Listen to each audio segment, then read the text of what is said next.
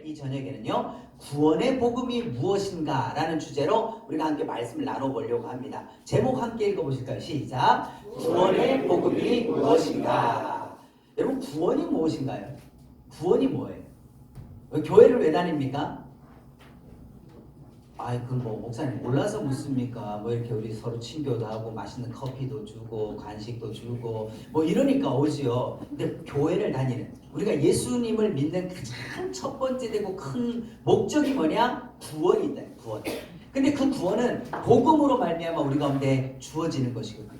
근데 복음 하는데, 그러면 구원의 복음이 뭐냐? 오늘 말씀을 통해서 우리가 보려고 합니다. 고린도전서 15장 1절에서부터 4절까지의 말씀을 우리가 한번 함께 읽어보겠습니다. 형제들아, 내가 너에게 전한 복음을 너에게 알게 하노니 이는 너희가 받은 것이요 또 그 가운데 선 것이라. 너희가 만일 내가 전한 그 말을 굳게 지키고 헛되이 믿지 아니하였으면 그로 말미암아 구원을 받으리라. 내가 받은 것을 먼저 너희에게 전하였노니 이는 성경대로 그리스도께서 우리 죄를 위하여 죽으시고 장사 지낸 바 되셨다가 성경대로 사흘 만에 다시 살아나사. 아멘.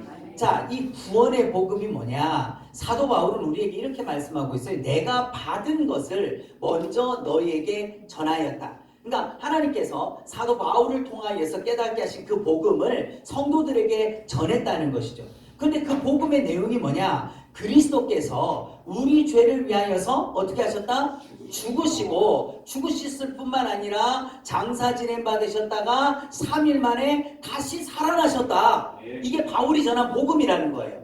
예수님이 우리 죄로 말미암아 죽으셨고, 죽으셨을 뿐만 아니라 3일 만에 다시 살아나셨다. 그런데 그게 어디에 기록된 거냐? 성경대로 됐다는 거예요.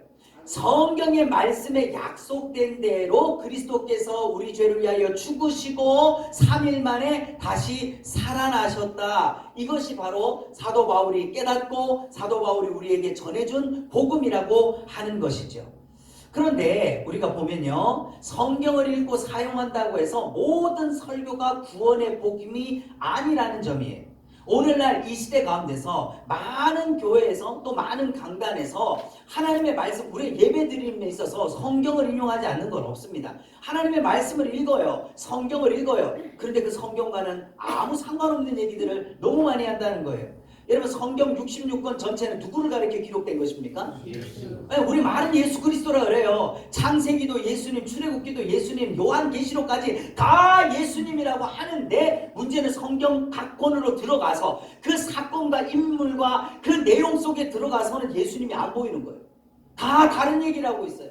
그러니까 우리는 성경을 인용하고 성경 말씀을 읽고 성경으로 설교를 하니까 그게 다 구원받은 복음인 줄 알고, 성도들이 다 그걸 믿고 구원받는 줄 알고, 목회자인 제 입장에서 가장 고민스러운 게 뭐냐면요, 과연 우리 성도들은 거듭났는가?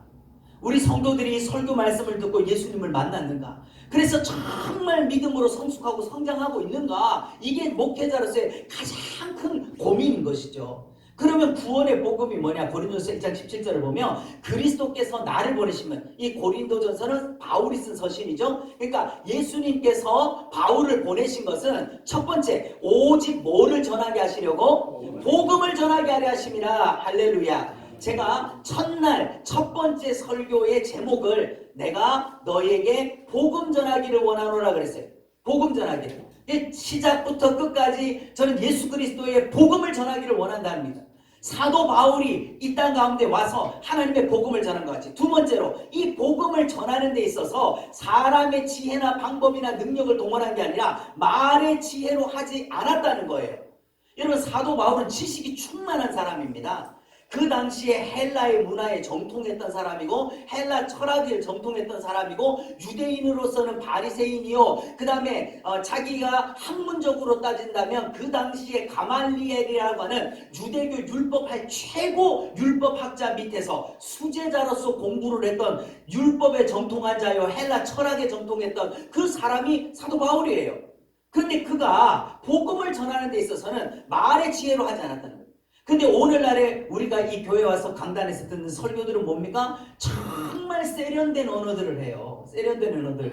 영혼을 살리는 것은 오직 하나님의 말씀의 능력입니다. 그 말의 지혜로 하지 않았다는 것이죠. 왜 그렇게 했느냐? 이는 그리스도의 십자가가 헛되지 않게 하기 위해서 그랬다는 거예요. 만약에 말의 설득력을 가지고 인간의 지혜와 그런 인문학적인 수사 언어를 통해 가지고 영혼이 살고 죄인이 죄사함을 받고 지옥 갈 영혼이 천국 갈 수 있다면 얼마든지 해야죠. 그런데 그런 것으로는 절대 지옥 갈 영혼이 살아날 방법이 없더라는 겁니다. 오직 그리스도의 십자가 외에는 죄인이 의로워질 방법도 없고 지옥 갈 영혼이 살 방법도 없더라는 것이죠.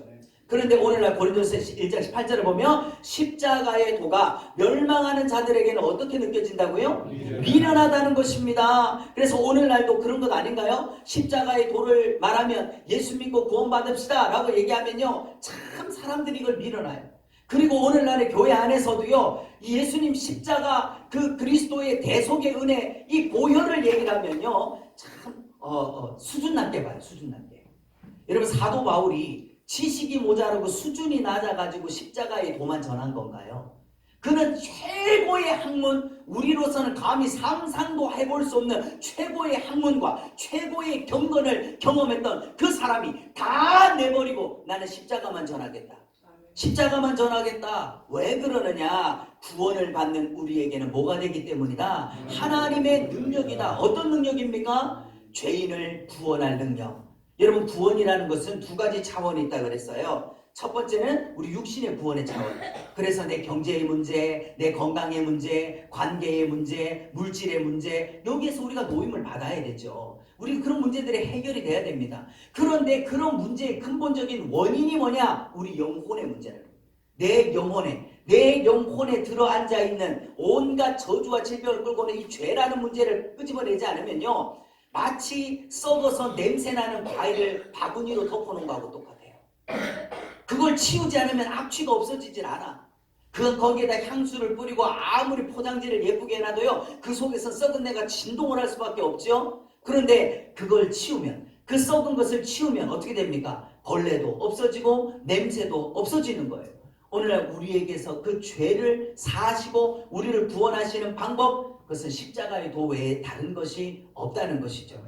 그래서 사도 바울이 우리에게 전한 구원의 복음에는요, 4가지 요점이 있어요. 여러분, 오늘 이것을 잘 이해를 하셔야 됩니다. 교회 다닌다고 구원받는 게, 교회 출석했다고 구원이 완성된 게 아니에요. 여러분, 우리 교회 출석, 내가 예수님을 영접하고 교회에 출석한다는 것은 우리 신앙생활의 출발점에 서 있다라고 생각하시는 게 맞는 거예요.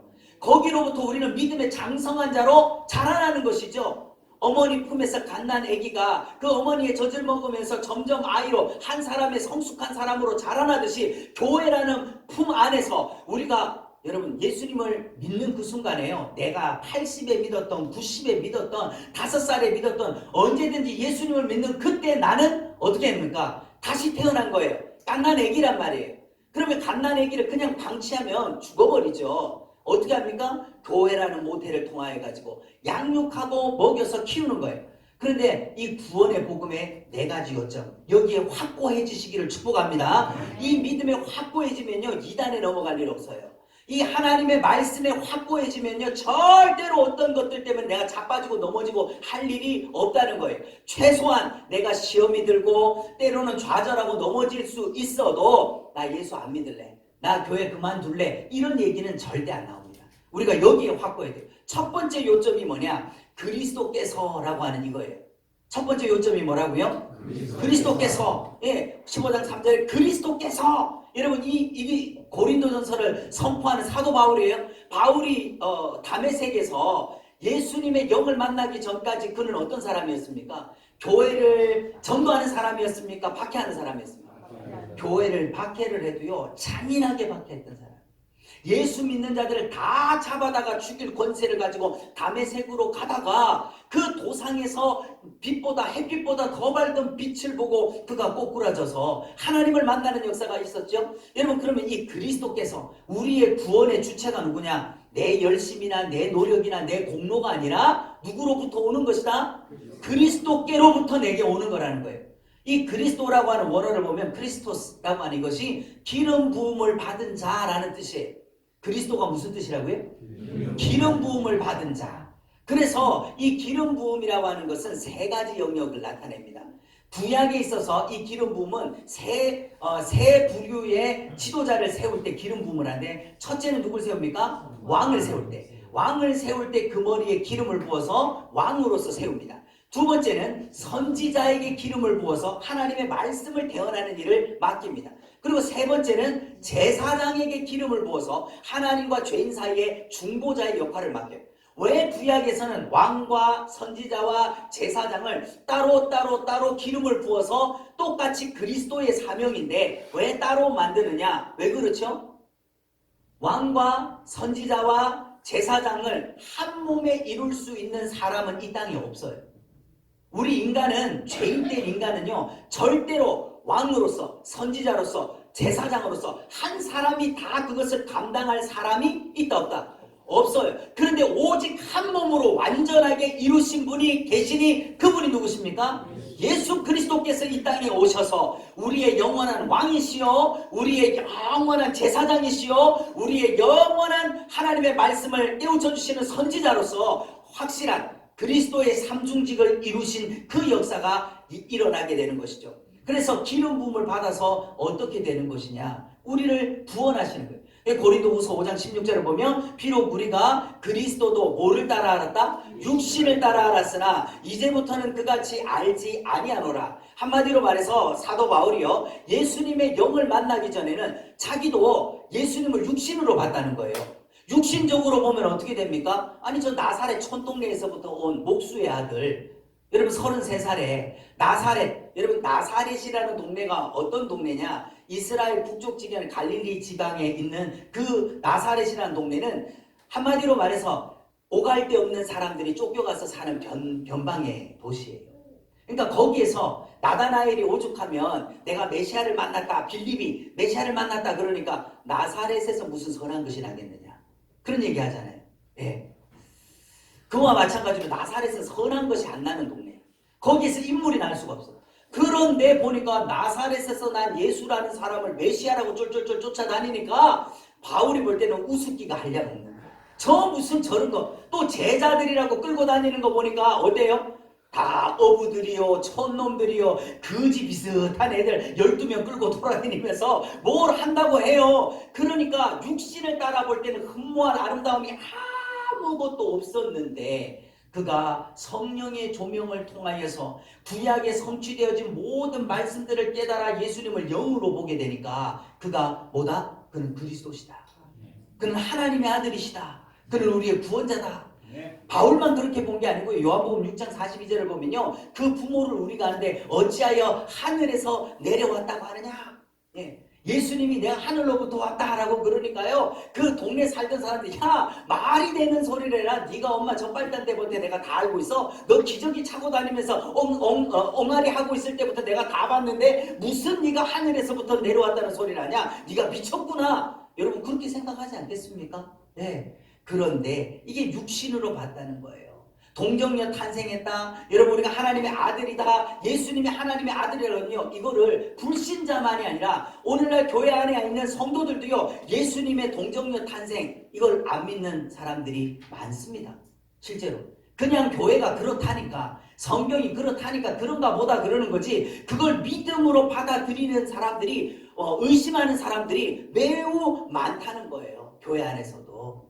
그러면 두 번째로 그리스도께서 뭘 하셨냐? 우리 죄를 위하여 어떻게 하셨다? 죽으셨다. 지금 구원의 복음에 네 가지 요점을 말하고 있습니다. 우리 구원의 주체가 누구시다? 그리스도시고, 그럼 그 그리스도께서 뭘 하셨냐는 거예요. 뭘 하셨길래 우리의 구원이 되시냐? 자, 우리 죄를 위하여 죽으셨다.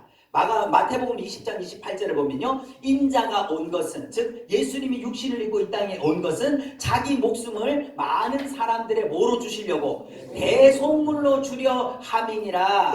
여러분 이 대속물이라고 하는 것이 무엇입니까? 빚을 대신 갚아주는 거예요. 이 대속물이라고 하는 원어의 뜻을 보면요, 예전에 우리 노비문서 있었잖아요. 노비문서. 자기 몸을 전당 잡혀가지고 노비로 팔렸어요. 그 노비로 팔린 자는 자기만이 아니라 애를 낳아도 어떻게 됩니까? 노비의 자식은 그냥 대대손손 노비예요. 벗어날 길이 없어. 오늘날 우리가 마귀에게 죄 가운데 팔려서 마귀의 노예가 됐어요. 그 마귀의 노예가 된 건요, 우리의 대대손손 전부 다 그렇게 마귀의 노예로부터 노비로 살 수밖에 없는 존재였다는 거예요. 그런데 대속물이라는 게 뭐냐? 보는 앞에서 노비 문서를 내가 값을 주고서 어떤 선한 주인이 와가지고 참 그렇더라고요. 이 노예 시장에서 예전에 이 미국의 노예 시장에서 흑인 노예를 이렇게 사고 팔고 할 때에 자기 아이와 함께 이렇게 팔려온 이 흑인 노예가 있었던. 그런데 이제 주인이 보니까 애는 필요 없어. 난 엄마만 데리고 가면 돼. 그러니까 이 엄마가 그 살려고 하는 사람에게 아주 그냥 애걸을 합니다. 나는 무슨 짓을 해도 내가 어떤 일이라도 할 테니까 우리 애만 좀 같이 사달라고. 이 애도 같이 좀 사서 좀 사가주면 안 되냐, 사주면 안 되냐. 그러니까요, 나는 필요 없어. 나는 저 애 필요 없으니까 너만 사갈 거야. 그리고 애를 그냥 엄마랑 억지로 띄워놓습니다. 그리고 채찍질하고 때립니다. 그러니까 지나가다가 그 모습을 본 선한 주인이 와서 그냥 내비둬라. 그럼 내가 저 애기랑 저 엄마 내가 사겠다. 그래서 그 사람이 제시한 돈보다 후한 값을 주고 그 아이와 엄마를 산 거예요. 그리고는 어떡합니까? 그러니까 그 엄마가 어떻게 했어요? 너무 감사하지, 너무 감사하지. 애기랑 떨어지지 않아도 되니까 이제 내가 가서 노비로 살아도 내가 종살이를 해도 내 아이와 같이 살 수 있다는 것 때문에 너무너무 감사한 거예요. 그래서 감사합니다. 사주셔서 너무 감사합니다. 그래서 내가 죽도록 이제 주인님 잘 섬기겠습니다. 그래요. 그런데 그 주인이 어떡합니까? 보는 앞에서 노비 문서를 찢어버리고 불태워버리고, 그리고 당신 몸값 내가 다 지불했고 내가 당신을 노예에서 해방시켜 주니까 당신은 이 애와 함께 가서 자유롭게 살아라. 자유롭게 살아라. 그러니까요, 여러분 그 어머니가 어떻게 하겠어요? 자유롭게 살아. 내가 그냥 굉장히 만났구나. 어쩌다 이렇게 운 좋은 주인을 만나가지고 나 이제 노비에서 해방 나가서 자기 마음대로 허랑방탕하게 살았을까요? 더 주인을 사랑하더라. 노비 문서를 찢어버렸지만 이제는 내가 종이 아니라 자유자로 당신을 섬기겠습니다. 내 자유의지로 당신의 종이 돼서 내가 정말 노비로서 하는 것보다 더 심혈을 기울여 당신을 섬기겠다고. 그 따라가서 종으로 사는 거예요. 여러분, 그게 뭡니까? 그게 그리스도인이라는 거예요. 영원한 마귀의 종이 되어 죗값에 팔려서 우리는 자자손손 저주 속에 살며 지옥 갈 수밖에 없는 우리의 영혼을 아들 예수의 피로 값주고 사서 마귀 앞에서 그 의문의 증서를 찢어버리고 우리를 자유하게 했다는 거예요. 그 예수 믿고 자유하라 그랬더니 아이고 이제는 뭐 무슨 죄를 지어도 되고, 예수 믿는 사람들은 썩 편해. 가가지고 자같이 할 짓 다 하고 교회 와서 주여 잘못했습니다 한마디만 하면 다 용서해 준다고. 그렇게 살 수가 없다는 거예요. 진짜 그 피의 은혜를 받은 사람은 그렇게 살 수가 없다는 거예요. 대속물이라고 하는 것은 자기 아들의 목숨을 줘서 우리의 죄의 문서를 찢어버리고 자유자가 되게 했으니 우리는 이제 종이 아니라 아들이, 종이 아니라 자유자가 되어 내 주인 예수 그리스도를 섬기는 게 그리스도인으로 마땅하지 않느냐는 것이죠. 그래서 요한복음 12장 27절에 아버지여 나를 구원하여 이때를 면하게 하여 주옵소서. 마지막 겟세마네 동산에서 주님이 기도하실 때에 그 주님의 기도가 이 잔을 내게서 지나가게 해달라는 거예요. 이 죽음이 내게서 지나가게 해달라는 거예요. 그러나 내가 이를 위하여 이때에 왔나이다. 이게 뭐예요? 이를 위하여. 뭐를 위해서요? 지금 십자가를 앞에 두고 주님이 마지막으로 기도하는 처절한 기도예요. 내가 이 십자가를 위하여서 이때 왔다는 거예요. 이때 내가 지금 죽으러 왔다는 거예요. 그리고 예수님이 십자가에서 마지막으로 하시는 말씀이 다 이루었다. 다 이루었다 하시는 거죠. 뭘 다 이루었다는 겁니까? 아담 이후로부터 인류가 지은 모든 죄값을 누가 담당을 했다는 거예요?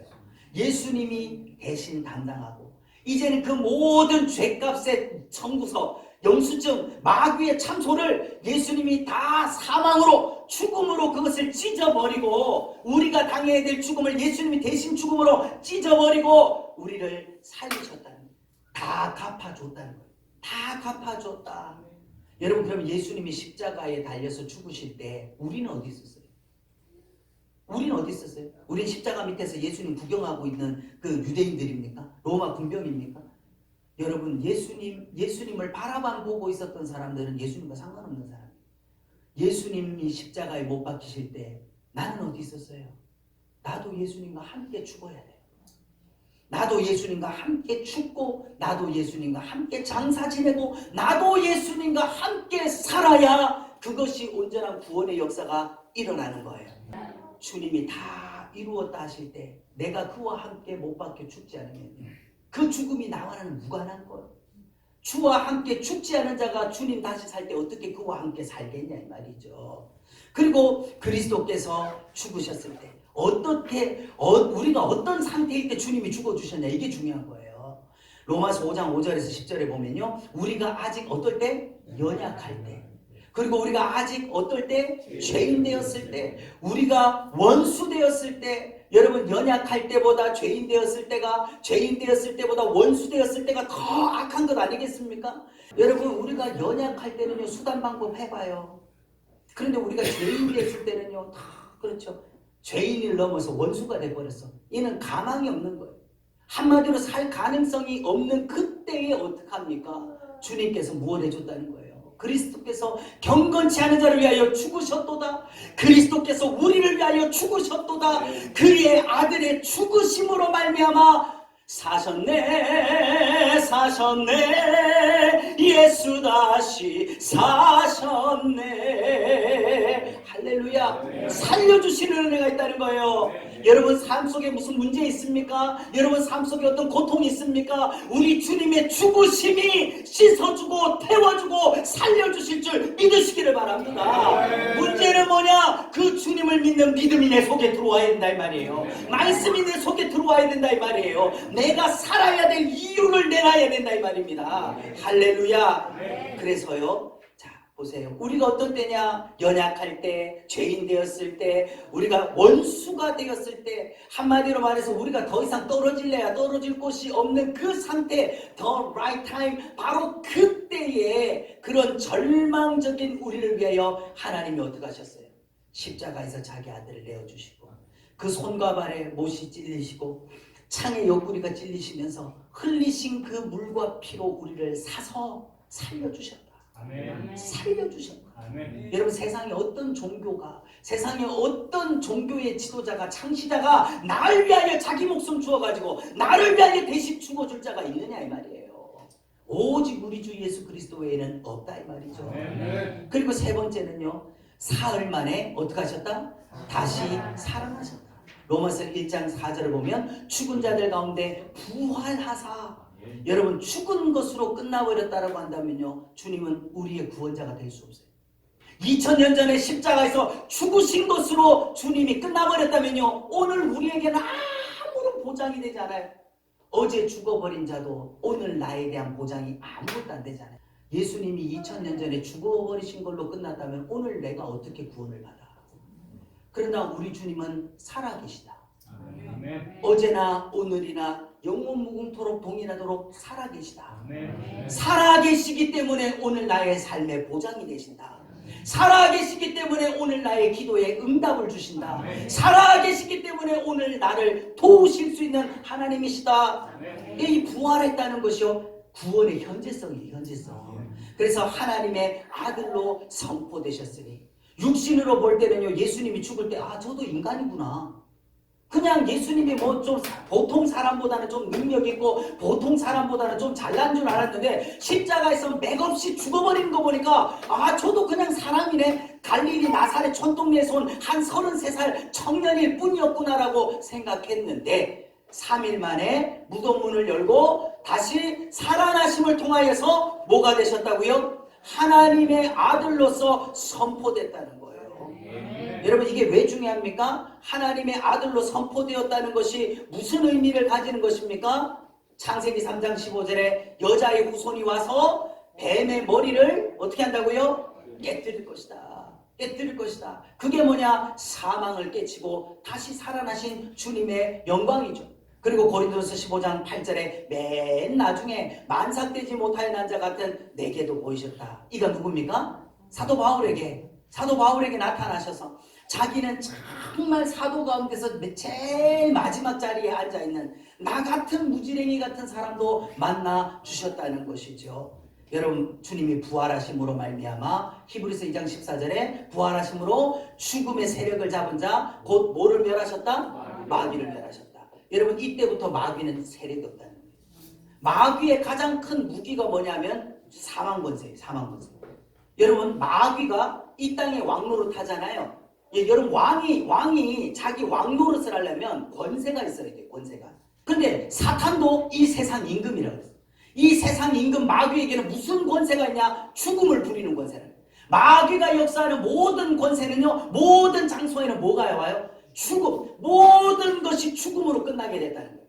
그래서 아담 이후의 모든 인류들을 전부 다 죽여버리고. 그래서 구약의 모든 역사는요, 죽고의 역사예요. 예수님 오실 길을 막으려고 사단이 계속 죽이는 겁니다. 아벨을 죽이고, 그 다음에 또 노아와 그 식구들 빼고, 그 다음에 오는 사람을 또 죽이고 계속해서 이 언약의 자손들을 죽이려고 하는 거거든요. 그럴 때마다 우리 주님은요, 살아나셔서 부활하심으로 말미암아 더 이상 아무도 막아설 수 없는, 아무도 막을 수 없는 생명의 길을 열어놓으셨다는 것이죠. 그리고 네 번째로, 가장 중요한 네 번째를 그리스도께서, 자, 지금 구원의 복음에 대해서 말씀하고 있습니다. 그죠? 주제를 잊어버리시면 안 돼요. 1, 2, 3, 4 번호를 붙여놓은 이유가 있습니다. 구원의 복음에 네 가지 기둥이 있다는 거예요. 첫째, 구원의 주관자가 누구시다? 그리스도. 그리고 그 그리스도께서 뭘 해주셨냐? 우리 죄를 위해서 죽어주셨다. 죽어주셨을 뿐만 아니라 어떻게 하셨다? 부활하심으로 말미암아 부활의 첫 열매가 되셨고, 그런데 가장 중요한 네 번째, 그 모든 것이 뭐대로 이루어졌다? 성경대로 이루어졌다. 약속이라는 거예요. 약속. 본사람이 없어. 이사야서 53장 6절에 여호와께서는 우리 모두의 죄악을 누구에게? 그에게 담당시키셨다. 여러분, 이사야는 예수님 오시기 700년 전에 있던 선지자입니다.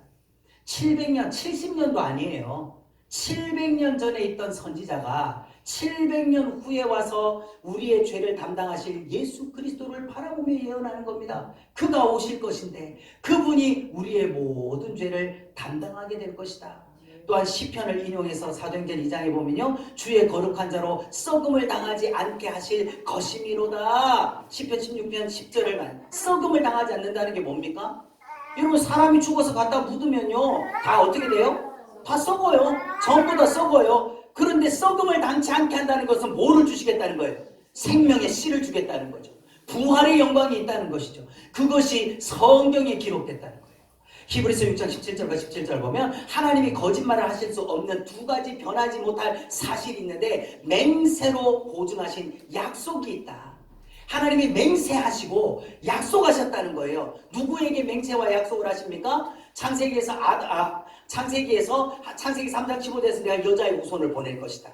아브라함에게 뭐라고 말씀하십니까? 네 씨로 말미암아 천하 만민이 복을 누리게 될 것이다. 여러분, 아브라함의 씨로 말미암아 이삭을 통해서 우리가 복을 받는 게 아니라 아브라함의 씨, 곧 거기서 누구를 말합니까? 예수 그리스도가 오셔서 그리스도로 말미암아 천하 만민이 구원의 복을 누리게 될 것을 맹세하셨다는 거예요. 거기에 보증하시고요, 거기에 약속까지 더하여 주셨기 때문에 이거 바꿀 수 없다.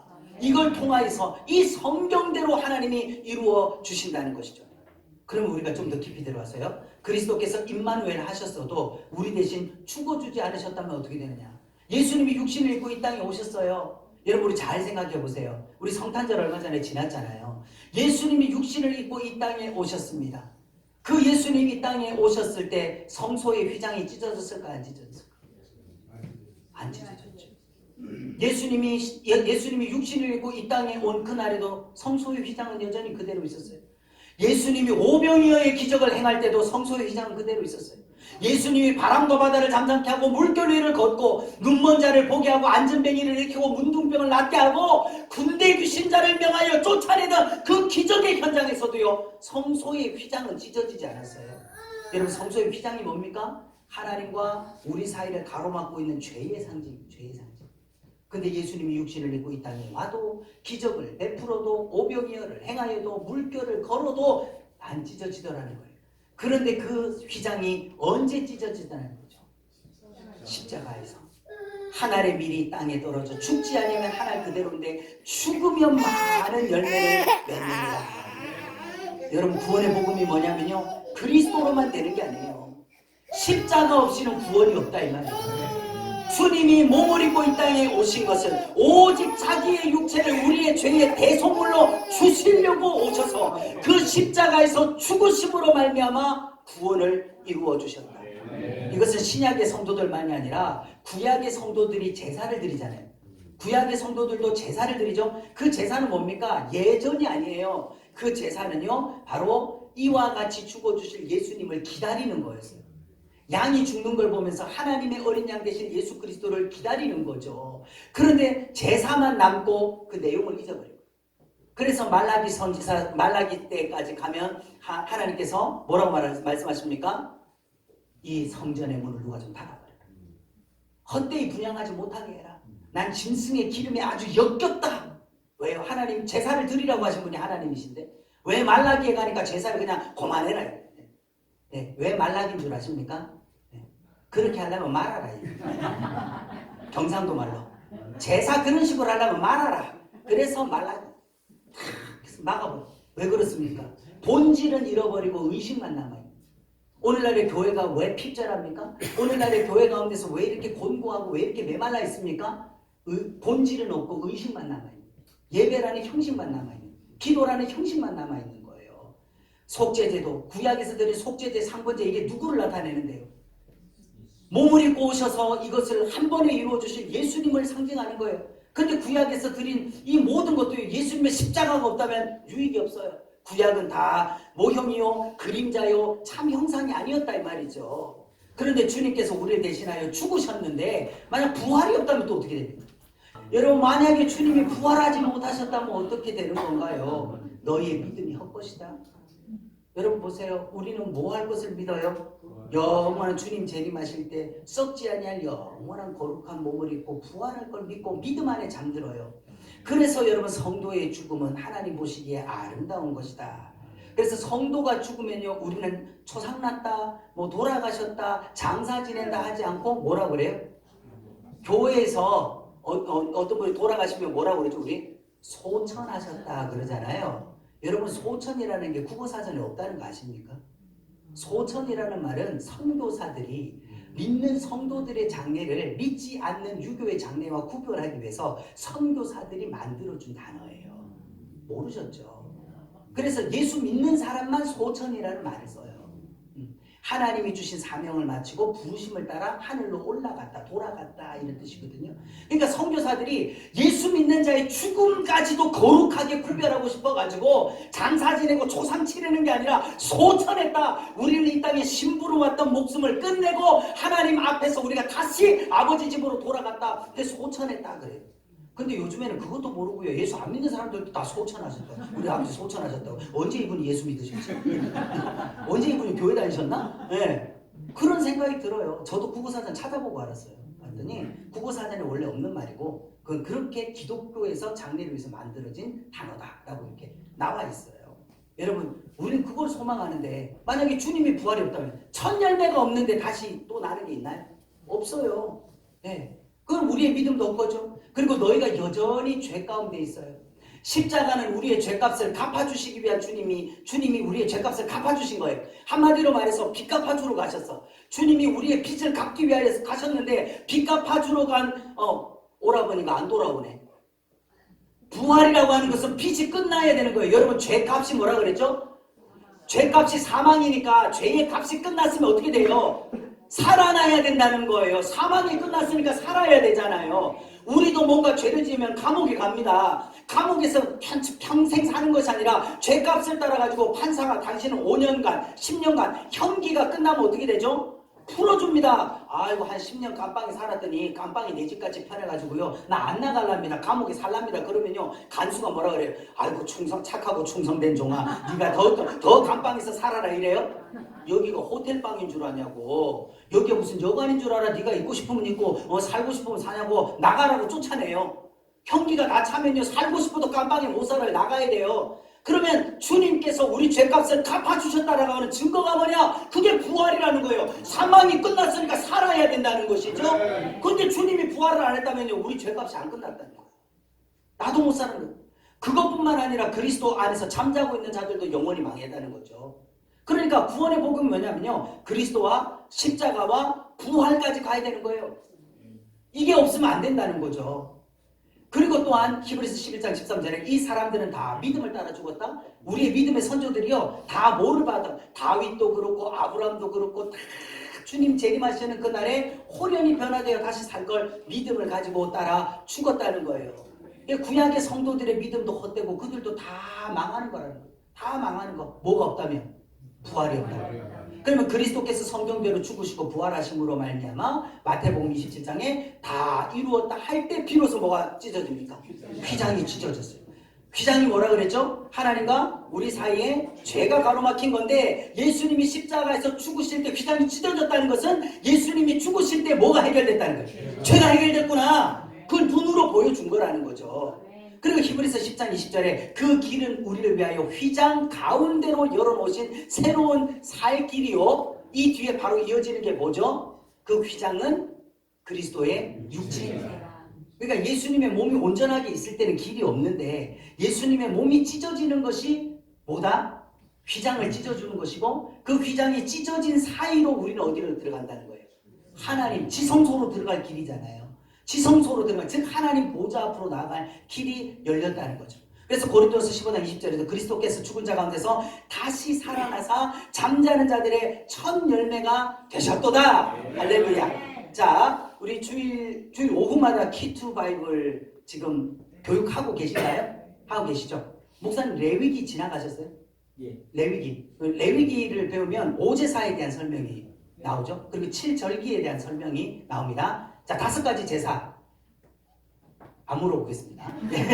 네. 7가지의 절기가 있죠. 7가지의 절기인데 제일 첫 번째 나오는 절기가 뭡니까? 6월절. 그리고 두 번째 나오는 절기가, 네, 우리는 6월절 외에 다른 건 관심이 없어요. 그죠? 무교절. 그리고 세 번째 나오는 절기가 초실절. 자, 그런데 예수님이 어떤 절기 때 잡히시고 죽으시죠? 6월절이에요. 아, 확실히 수준이 있습니다, 목사님. 다른 데 가면 예수님이 언제 잡히셨죠? 그러면 초막절인가? 아, 이렇게 헤매요. 자, 예수님이 6월절에 잡히셨어요. 그 증거가 어디 나옵니까? 6월절 만찬 하셨잖아요.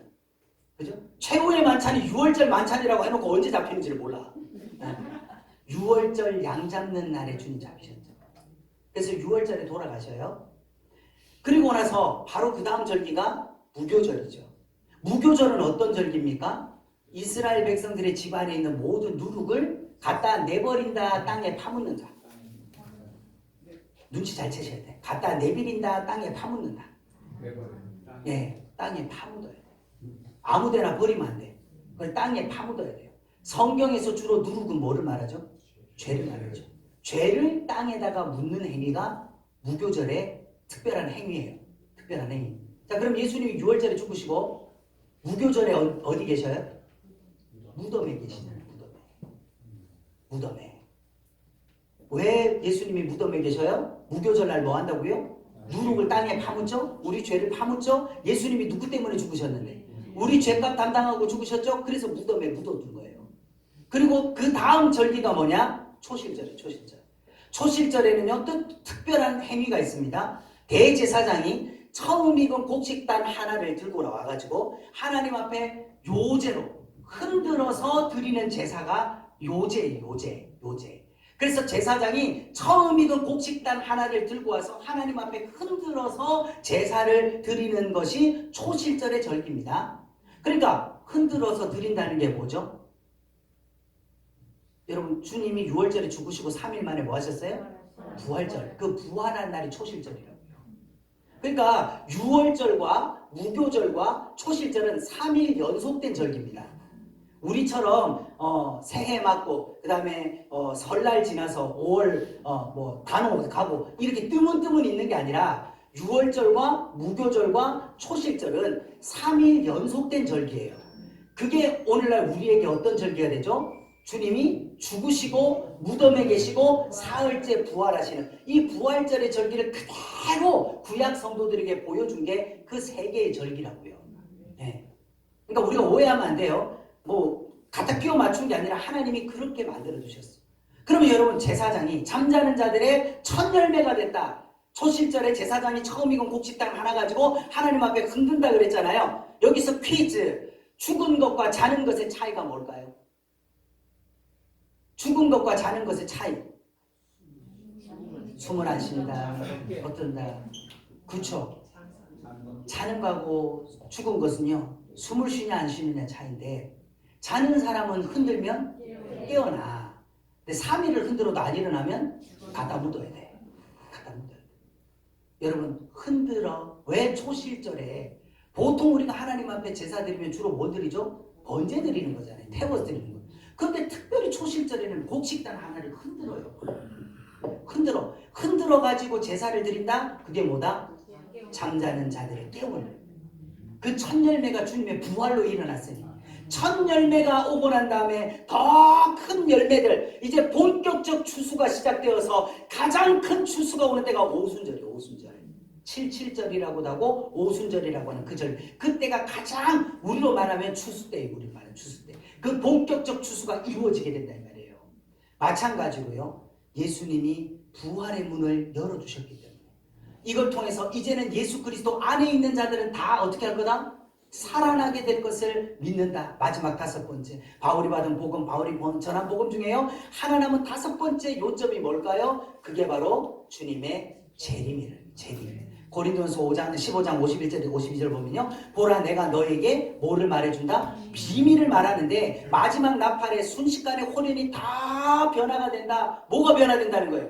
우리의 이 썩을 육신이 썩지 아니할 것으로 호련이 확 변화된다는 거예요.